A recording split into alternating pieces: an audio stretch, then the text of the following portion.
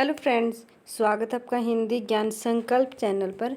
चलिए फ्रेंड्स, आज हम फिर से करेंगे भक्ति काल से संबंधित प्रश्न उत्तर है। यदि आप चैनल पर नए हैं तो चैनल को सब्सक्राइब जरूर कीजिएगा और वीडियो को लाइक शेयर कमेंट जरूर करिएगा।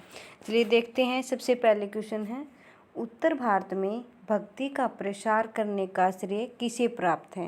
क्योंकि ये सारे क्वेश्चन है वो किसी ने परीक्षा में और पीछे की जो परीक्षाएं हुई हैं यूजीसी नेट की उसके अंदर पूछे गए हैं और वही क्वेश्चन में है इम्पोर्टेंट है वो लेके आई हूँ। तो इसमें सबसे पहले आएगा उत्तर इसका पहले क्वेश्चन का है वो है रामानंद, क्योंकि रामानंद ही उत्तर भारत में भक्ति का प्रसार करते हैं। नेक्स्ट क्वेश्चन है, गोरखवाणी के संपादक हैं, यानी ये भी पूछा गया क्वेश्चन है। गोरखवाणी के संपादक पूछा है जो गुरु गोरखनाथ की है, उसकी वाणियों का संपादन है वो किसने किया है, पीताम्बर दत्त बड़थवाल ने। ठीक है, आगे चलते हैं। पंक्ति है, बहु बीती थोड़ी रही सो बीती जाए। ठीक है, ये पंक्ति है और ये पूछी गई है कि ये किसकी पंक्ति है, तो ये हो जाएगी ध्रुवदास की। ठीक है, आगे चलते हैं। संत तुलसीदास के किस रचना में संत महतों के लक्षण वर्जित है, यानी कि संत महंत हैं उनके लक्षण बताए गए हैं, वो रचना उनकी तुलसीदास की कौन सी है, तो ये हो जाएगा वैराग्य संदीपनी। ठीक है, संदीपनी यानी कि ऐसे अगर ध्यान नहीं रहता संदीपनी से हम क्या करेंगे, आश्रम होता है संदीपनी। ठीक है, तो उस आश्रम में कौन रहते हैं, संत लोग रहते हैं, तो ऐसे करके याद रखना है। तो ये हो जाएगा वैराग्य संदीपनी। प्रेम वाटिका किसकी काव्य कृति है, तो ये हो जाएगी रसखानी, बहुत ही प्रसिद्ध रचना है इनकी, रसखान की हो जाएगी। आगे है, वल्लभाचार्य का वेदांत सूत्र है वो लिखा गया है उस प्रसिद्ध ग्रंथ कौन सा है। ठीक है, वेदांत सूत्र पर लिखा गया ग्रंथ कौन सा है, तो ये हो जाएगा अणुभाष्य। मुसलमान अनुयायी कबीरदास को किसका शिष्य मानते हैं। मुसलमान अनुयायी पूछे हैं, हिंदू और मुसलमान दोनों अपने अलग अलग कबीरदास के गुरु मानते, कबीरदास के शिष्य मानते हैं, गुरु के अलग अलग मानते हैं, तो वो इसमें हो जाएगा कि मुसलमान किसका मानते हैं, तो वो हो जाएगा शेख तकी का। ठीक है, इम्पोर्टेंट क्वेश्चन है। और सहजोपाई है वो किस शाखा की रचनाकार है, तो ये हो जाएंगे ज्ञानाश्रय शाखा के। इम्पोर्टेंट है, ये क्वेश्चन भी पूछा गया है। मीराबाई के गुरु का क्या नाम है, ये क्वेश्चन मैंने आज सुबह वो शॉर्ट्स के अंदर भी डाला था, तो एक कमेंट भी आया था कि सूरदास है इनके, तो मैं जो शॉर्ट्स डालती हूँ दोस्तों उसके अंदर जो रेड कलर के अंदर जो होते हैं वो आंसर के अंदर, तो वो रेड कलर वाला है वो क्वेश्चन का आंसर होता है। प्लीज़ आप ध्यान करके देखिएगा कि जो क्वेश्चन है वो भी रेड कलर के अंदर है और जो आंसर है वो कुछ 2 3 4 ऑप्शन है जिसमें 3 ऑप्शन है जो गलत होते हैं वो हो जाएंगे ब्लैक कलर में, और जो रेड होता है वो उसका आंसर होता है। ठीक है, तो ये हो जाएगा मीराबाई के गुरु का नाम हो जाएगा रविदास, या फिर इनको दूसरा नाम है रैदास बोला जाता है। बसो मेरे नैनन में नंदलाल पंक्ति पूछी है, तो ये हो जाएगी मीराबाई की। पुष्टि मार्ग का आधार ग्रंथ कौन सा है, तो हो जाएगा श्रीमद् भागवत, यानी सीधा भागवत गीता नहीं है, आधार ग्रंथ पूछे पुष्टि मार्ग का, तो ये हो जाएगा श्रीमद् भागवत।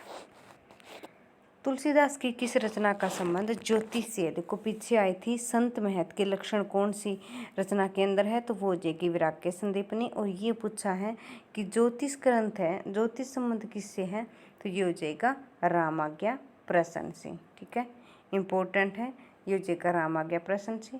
नंददास की किस रचना का संबंध नायक नायिका भेद से है, तो ये हो जाएगा रसमंजरी। देखो दोस्तों एक एक आंसर के बिल्कुल छोटे छोटे क्वेश्चन हैं, अगर आपका बेस क्लियर है, ठीक है, ये इस क्वेश्चन मैं ऐसे इसलिए लेके आ रही हूँ क्योंकि जो स्टूडेंट्स शुरुआत कर रहे हैं, ठीक है, यूजीसी नेट के पेपर की तैयारी कर रहे हैं, शुरुआत से तैयारी करें, जिनका बिल्कुल भी सब्जेक्ट तैयार नहीं है वो शुरुआत से तैयारी करते हैं, तो ऐसे ऐसे क्वेश्चनों को फेस उनको करना पड़ेगा, तब जाके जब जो अभी जो एनटीए का पैटर्न चल रहा है उसको समझ पाओगे। ठीक है, तो शुरुआती तौर पे हमें ऐसे क्वेश्चन सोल्व करने पड़ेंगे, जैसे जैसे हम इनके सारे चैप्टर करते करते जाएंगे। उसके बाद में सिलेबस पूरा होने के बाद में उनके पिछले सालों के क्वेश्चन पेपर भी हल करेंगे। तो अपने आप पता लग जाएगा, जैसे जैसे हम आगे से आगे साल के क्वेश्चन पेपर हल करते हैं तो पैटर्न है वो थोड़ा सा चेंज होता जाएगा। तो भी हम ये क्वेश्चन ऐसे कर रहे हैं ताकि हमने जो पढ़ा है वो हमारा रिवाइज हो जाए। ठीक है, आगे चलते हैं। आगे क्वेश्चन है सूफी काव्य का उद्देश्य है। ठीक है, जो हमने पहले जो चैप्टर पढ़े हैं सूफी काव्य का, उसके अंदर भी मैंने ये सारी चीज़ें बताई हैं। तो उसके अंदर ये बताया है कि उनका प्रेम का निरूपण करना उनका उद्देश्य है। तुलसीदास की रचना कवितावली किस भाषा की रचना है? ये पूछा है कि तुलसीदास की रचना है कवितावली, उसकी भाषा पूछी है तो ये हो जाएगी ब्रज भाषा। आखिरी कलाम काव्य का प्रतिपाद्य विषय है।